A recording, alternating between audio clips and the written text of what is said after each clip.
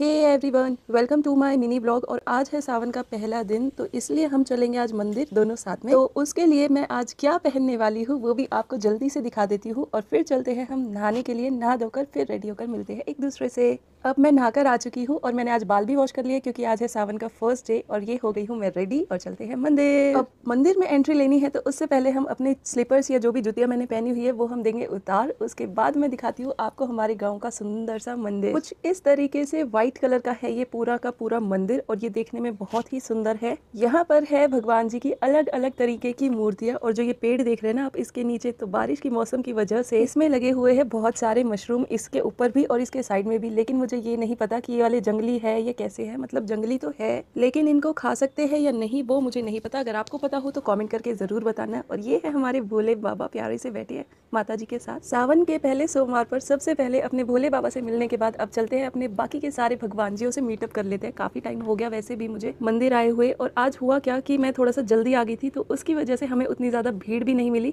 और हमारे दर्शन भी बहुत अच्छे से हो गए थे। और जो ये बोर्ड लगा हुआ है सामने बाहर, इसके ऊपर लिखी हुई है आरती। वैसे पंडित जी ने हमें बताया कि शाम के टाइम भी मंदिर में आरती होती है तो आप लोग तब भी आ सकते हैं। हम नेक्स्ट टाइम से ट्राई कर देखेंगे अगर हम आ पाए तो। मंदिर में बाहर की तरफ है ये वाली मूर्तियां, हमारे भगवान जी स्थापित हो रखे हैं। यहाँ पे है हमारी माता रानी, गणेश भगवान और हनुमान जी। अब ऐसा कहते हैं कि हनुमान जी को लड़कियां टच नहीं कर सकती, तो इसलिए भगवान जी के चरणों से तिलक लेकर विष्णु ने मुझे और खुद को लगा लिया था। जो हमारे गाँव का मंदिर है उसी में ये भी मंदिर एक साइड में अटैच है। इस वाले मंदिर में मैं आज से पहले कभी नहीं आई। This was my first time कि मैं इस मंदिर में आई हूँ। तो यहाँ पर भी कर लिए हमने बहुत अच्छे से दर्शन भगवान जी के। आई रियली डोंट नो कि आज से पहले मैं यहाँ पर क्यों नहीं आ पाई। खैर कभी किसी ने बताया ही नहीं कि यहाँ पर भी आना होता है। आज विशु जब मेरे साथ मंदिर आए हुए थे तो उन्होंने मुझे बताया कि ये भी तो मंदिर है। और उसी में स्टेज चढ़ते हुए ऊपर यहाँ पर भी एक मंदिर है, लेकिन अभी द्वार बंद थे जिस टाइम पर हम गए थे। अब आ गए हैं हम एग्जिट की तरफ और यहाँ पर है हमारे प्यारे शनिदेव महाराज जी। शनिदेव भगवान जी से हम आशीर्वाद लेकर निकल पड़े घर की ओर। वहीं रास्ते में हमें ये डेकोरेशन की दुकान दिखी तो आज मुझे इस पर भी जाना था, लेकिन मेरे माइंड से बिल्कुल ही स्किप हो चुका था। तो विशु ने मुझे याद दिलाया कि तुझे डेकोरेशन का भी तो कुछ सामान लेना था, तो इसलिए फिर हम रुके इस वाली दुकान पर। और इतना सारा सामान देखने के बाद मैं हो चुकी थी पूरे तरीके से कंफ्यूज। मेरा मन कर रहा था पता नहीं क्या क्या ले लूं। फिर मैंने अपनी फीलिंग्स को किया कंट्रोल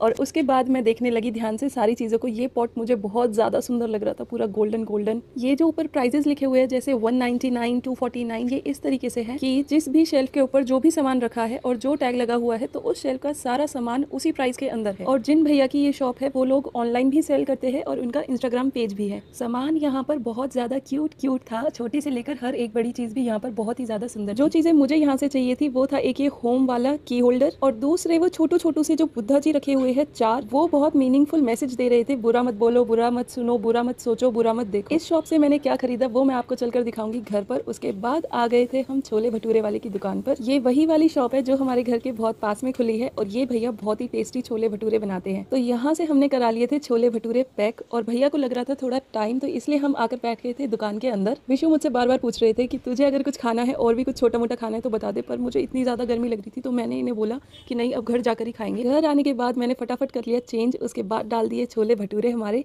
और अब टाइम आया इन्हें टेस्टिंग का। जितनी तारीफ मैंने अभी तक छोले भटूरों की करी थी वो फाइनली प्रूफ हो गया, वो गलत नहीं थी और ये छोले भटूरे सच में बहुत टेस्टी थे।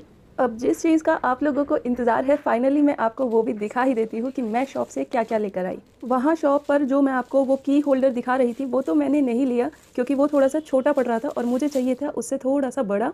लेकिन हाँ, मैंने वहाँ से लिए ये प्यारे प्यारे से दिखने वाले बुद्धा जी जो हमें सिखाते हैं कभी किसी का बुरा मत सोचो, बुरा मत देखो, बुरा मत सुनो और कभी भी किसी को बुरा मत बोलो। ऐसे छोटे छोटे से डेकोरेटिव पीस घर में बहुत ज़्यादा पॉजिटिविटी लाते हैं। और ऊपर जो वो टॉय रखा है उसका नाम है शुगर। इतने हैवी हैवी छोले भटूरे खाने के बाद अब फाइनली उनको थोड़ा सा पचा भी लेते हैं तो कोक उसके लिए बहुत अच्छा काम करेगी। जब मैं कोक पी रही थी तो बाहर से आ रही थी बहुत ज़्यादा आंधी तूफान की आवाज़ें, तो हम चल पड़े देखने के लिए बाहर का नेचर। बालकनी से व्यू था कुछ ऐसा, बहुत ज़्यादा काले बादल छाए हुए थे तो इसलिए हम चल पड़े छत पर। और ये ले आई थी मैं अपनी शावर कैप क्योंकि सुबह ही मैंने बाल वॉश किए थे और मैं इन्हें दोबारा से भिगोना नहीं चाहती थी। अब मैं और विशु दोनों हो गए थे रेडी और कर रहे थे बारिश के आने का इंतजार और मौसम हो रहा था बहुत ज़्यादा ऑसम। लेकिन काफ़ी देर इंतजार करने के बाद हम चल पड़े वापस नीचे क्योंकि बारिश आने का नाम ही नहीं ले रही थी। और अब हम हो गए थे बहुत ज़्यादा डिसअपॉइंटेड कि शायद बारिश ना आए और हल्की फुल्की बूंदाबांदी होकर रह जाए। पर हुआ उसका बिल्कुल ही उल्टा। जैसे ही हम रूम में पहुंचे तो बारिश आने लगी, फिर हम भाग भाग कर वापस से आ गए छत पर और हमने एंजॉय किया बारिश को। तो ये था हमारा आज का छोटा प्यारा सा मिनी व्लॉग। अगर आपको अच्छा लगा हो तो कमेंट करके ज़रूर बताना। Okay, tata, bye.